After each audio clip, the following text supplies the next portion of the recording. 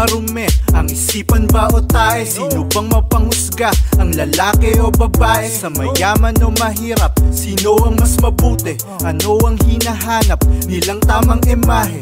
Bis kalye o bis formal, kapag walang salapi, iba'y takot magmahal. Takot kasi sila na maliitin. Masakit kasi kapag ikaw ang nakatikim.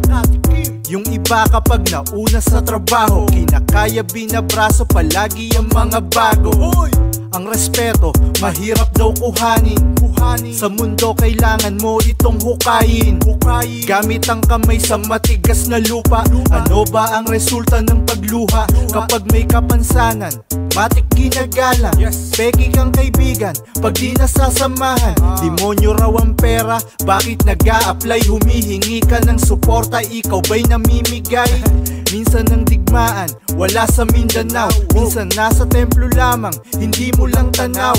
Sino ba ang tama? Sino ang may tama? Yung batang pasaway o yung puro lang panata? Namasdan ka lang saglit, kala pinagnanasahan. Ganto na bang kasensitibo ang ating lipunan?